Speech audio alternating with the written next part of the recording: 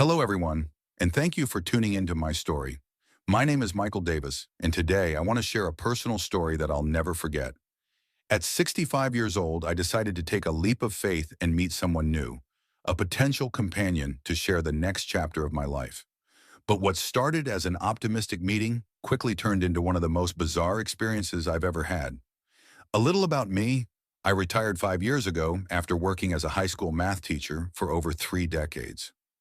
I live in a quiet two-bedroom condo in sunny Florida, and my only daughter, Sarah, lives across the country in New York. My wife passed away 3 years ago, and since then, life has been peaceful, yes, but also very lonely. I had spent much of my time gardening, reading, and even volunteering at a local library, but there was always something missing. So I decided it was time to look for companionship. Not necessarily marriage, but someone to spend my days with, sharing laughter and memories. One day, a neighbor of mine, Linda, who manages our community events, suggested I meet Christine, a retired nurse who lived a few blocks away. Linda said Christine was also looking for companionship and thought we might have a lot in common. With her encouragement, I decided to reach out. After a brief phone conversation, we agreed to meet for coffee at a nearby cafe. As the day approached, I found myself unexpectedly nervous. Dating, or even the idea of it, felt foreign after so many years. On the morning of our meeting, I went through my closet twice, finally settling on a crisp white shirt and a blazer I hadn't worn in years. Arriving at the cafe 15 minutes early, I chose a seat by the window, ordered a cappuccino, and waited with a mix of anticipation and apprehension. Christine arrived right on time.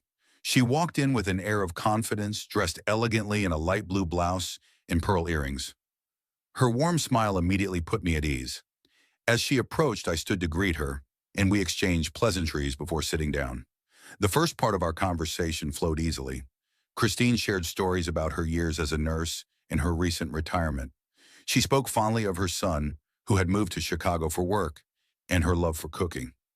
In return, I talked about my teaching career, my daughter who lived in New York, and my passion for gardening. We discovered shared experiences, our appreciation for quiet moments and the challenges of adjusting to life after decades of structured work. For a while, the conversation felt effortless, and I found myself relaxing. But as the meeting progressed, Christine's tone shifted, signaling a transition from casual pleasantries to a more serious discussion. As the conversation progressed, Christine leaned forward, her expression softening but taking on a certain seriousness. She began by telling me how much she appreciated my openness and honesty, qualities she valued deeply. Then she explained that she had a few expectations, 4 specific conditions for a relationship. At first, I thought her candidness was refreshing. After all, it's better to lay everything on the table than to dance around unspoken expectations. But as she detailed her first condition, my feelings began to change. Christine proposed a 6-month trial period of living together. While unconventional, the idea wasn't entirely unreasonable. Living together before making any deeper commitments could help us learn more about each other and see if we were compatible. However, it was the next part that caught me completely off guard. To move forward with this trial, she wanted me to deposit $20,000 into a shared account. This money, she explained, would serve as a commitment deposit to demonstrate my sincerity and seriousness about the relationship. She added that if the trial didn't work out, she would refund a portion of the money, prorated to the time we had lived together. As she spoke, I felt a wave of emotions: surprise, confusion, and even a little disappointment. $20,000? It wasn't the amount itself, though it wasn't a small sum. What troubled me was the principle of the request. It felt transactional, as if sincerity could be measured in dollar signs. I tried to maintain a neutral expression, but my mind was racing. A part of me wanted to interrupt and ask her if she was serious, but I didn't want to come across as rude or dismissive. Instead, I nodded and let her continue, though my thoughts were already tangled. Was this her way of protecting herself financially? Perhaps she had been hurt in the past and was looking for security. But the more I thought about it, the less it made sense. Relationships, especially at this stage of life, should be built on trust, mutual respect, and shared values, not financial deposits. I couldn't shake the feeling that her request turned what should have been an organic process into a business arrangement. What happened to simply getting to know each other over time, learning each other's quirks, and finding joy in shared experiences? This wasn't the kind of relationship I had imagined when I decided to step back into the world of dating. As Christine continued to explain her reasoning, I found myself trying to piece together what this condition revealed about her. Perhaps she had been burned in a past relationship, taken advantage of emotionally or financially, and this was her way of safeguarding against that happening again. But even if that were the case, it didn't change how I felt. The idea of starting a relationship with a financial transaction at its foundation felt wrong. It wasn't just the money, it was what the money represented. If trust and sincerity had to be proven through a deposit, what did that say about how she viewed relationships? I tried to empathize with her perspective, but the more I thought about it, the more my doubts grew.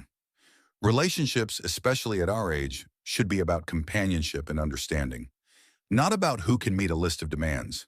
Despite my growing discomfort, I chose to let her finish without interruption. I didn't want to jump to conclusions or dismiss her outright. After all, I had agreed to meet her with an open mind.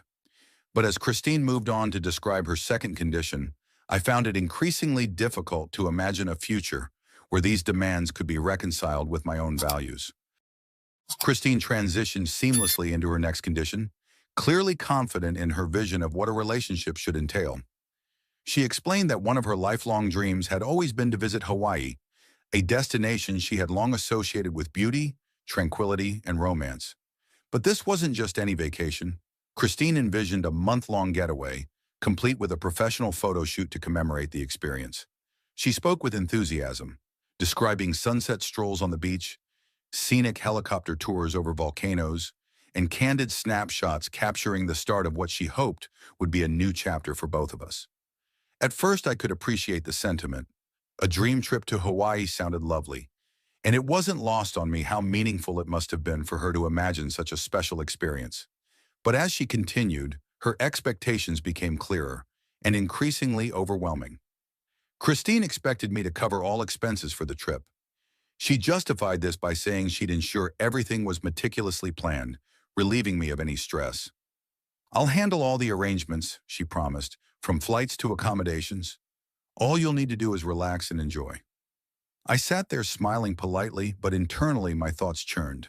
A trip to Hawaii wasn't a casual expense, especially one lasting a full month. Beyond the financial aspect, I found myself questioning the practicality of such a grand gesture so early in a relationship. What struck me even more was her insistence on a professional photo shoot during the trip. Christine explained that she wanted these photos to symbolize our bond, a visual representation of our shared future. As touching as that might sound, the idea felt premature. We hadn't even spent a full afternoon together, yet she was already envisioning us posing for framed portraits in matching Hawaiian outfits. I couldn't help but feel uneasy. A trip of this magnitude wasn't just about money. It represented a level of intimacy and commitment that felt entirely out of sync with the early stage of our acquaintance. Relationships, at least to me, should progress naturally. This felt like skipping to the final act without even rehearsing the first scene. As Christine spoke, I tried to process what all of this might mean. Was her focus on grand gestures and elaborate plans a reflection of her personality, or was it something deeper? Perhaps she had spent much of her life putting others first, her career as a nurse, raising her son, and now felt it was her time to prioritize herself. While I could respect the idea of chasing dreams, the expectation that I would be the sole provider for such a trip felt unbalanced. It wasn't just about footing the bill. It was the implicit pressure to prove my worth through material means. I thought about the kind of companionship I was seeking, one built on shared values, mutual understanding, and simple joys. I wasn't looking for a relationship defined by extravagant gestures or financial obligations.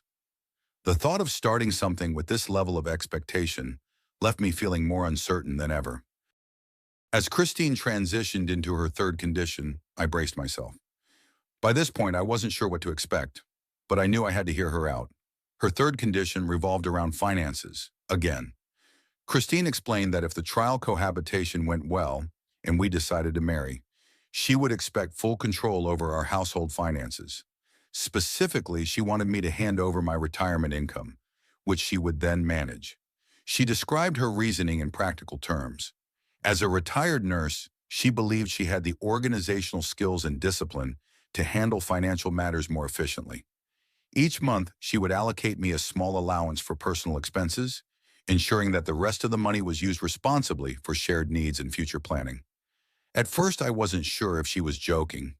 Surely she couldn't mean that I would lose control of my own money entirely, but her tone was serious and her explanation left no room for doubt. Christine even added that if I overspent my allowance, I would have to make up for it by taking on additional household responsibilities, such as cleaning or cooking. While she framed this as a fair and practical arrangement, it felt infantilizing. By this point, I struggled to keep my composure. Christine's first condition had been surprising, her second overwhelming, but this one felt outright controlling. Handing over my hard-earned retirement income to someone I had just met felt not only unreasonable, but deeply unsettling. In my mind, marriage or even cohabitation at this stage of life should be about partnership. While one person might excel in certain areas, finances for instance, there should still be room for collaboration and autonomy. The idea of surrendering financial control entirely went against everything I believed in. I couldn't help but wonder, what kind of dynamic was Christine envisioning? Did she see a relationship as an opportunity to assert control? Or was this her way of creating a sense of security for herself? Either way, it didn't sit right with me. At this point, my instincts were screaming at me to end the conversation and politely excuse myself. Yet I stayed, partly out of curiosity and partly because I didn't want to seem impolite. Christine's confident demeanor made it clear that she believed these conditions were perfectly reasonable, and I didn't want to embarrass her by reacting too strongly. Still, a knot of unease settled in my stomach. The more I listened, the more I realized that Christine's vision for a relationship was worlds apart from my own. As Christine began outlining her final condition, I could feel my patience wearing thin, though I did my best to remain polite and attentive. She explained that even if we moved in together or got married, she would require us to maintain completely separate bedrooms.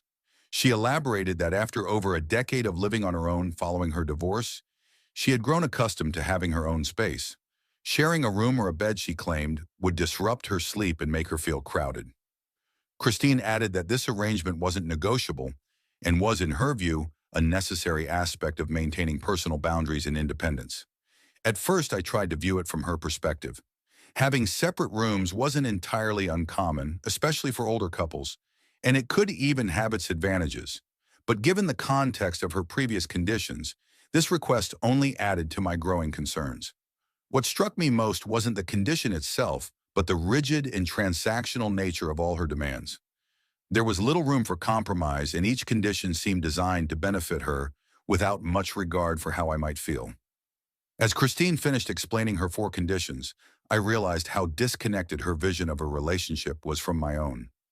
I had come into this meeting hoping to find a genuine connection, someone to share quiet moments, mutual respect, and the simple joys of life with. Instead, I found myself listening to a detailed list of requirements that made me feel more like a business partner than a potential companion. I thought about the life I had built and the values I held dear. After a lifetime of hard work, I wanted my retirement years to be filled with peace, joy, and meaningful relationships. Christine's demands felt like they would strip away the very essence of what I was looking for: mutual kindness, trust, and understanding. While I understood that her conditions might stem from past experiences or a desire for security, I couldn't help but feel that her approach lacked the sincerity and warmth I sought in a relationship. After she finished speaking, Christine looked at me expectantly, waiting for my response. I took a moment to collect my thoughts before replying. I thanked her for being open and honest about what she was looking for in a partner. Then, as kindly as I could, I explained that I didn't think I could meet her expectations. Her expression shifted, first to mild surprise and then to a polite smile. She nodded, acknowledging my response without pushing further. I offered an excuse about needing to leave for an appointment and quickly wrapped up the conversation. As I walked out of the cafe, I felt a mixture of relief and disappointment. Relief that I had stood by my values and avoided a situation that felt entirely wrong for me, but also disappointment that the connection I had hoped for had turned out to be so far removed from my expectations. When I got home that afternoon, I sat on my porch with a cup of tea, replaying the conversation in my mind. The more I thought about it, the clearer it became that Christine and I were simply not compatible. Her conditions, while perhaps reasonable from her perspective, were not something I could ever agree to without compromising who I was. I also realized how important it was to trust my instincts. While Christine's confidence and decisiveness were admirable in some ways, they didn't align with the values I held dear: sincerity, humility, and a willingness to build something together, not apart. The experience left me with a deeper appreciation for the kind of companionship I truly desired. If I couldn't find someone who shared my values and outlook on life, I decided I'd rather continue on my own than compromise my peace of mind. Solitude, I reminded myself, wasn't the enemy. A mismatched relationship, on the other hand, could bring more trouble than joy. In the days that followed, I found myself reflecting not just on my experience with Christine, but on the realities of dating later in life. Many of us carry the scars of past relationships, and it's natural to want to protect ourselves. But I believe that genuine connections are built on mutual respect, trust, and shared values, not rigid demands or financial obligations. For anyone stepping into the world of relationships at this stage of life, my advice is simple: know your worth, trust your instincts, and never settle for less than what brings you peace and happiness.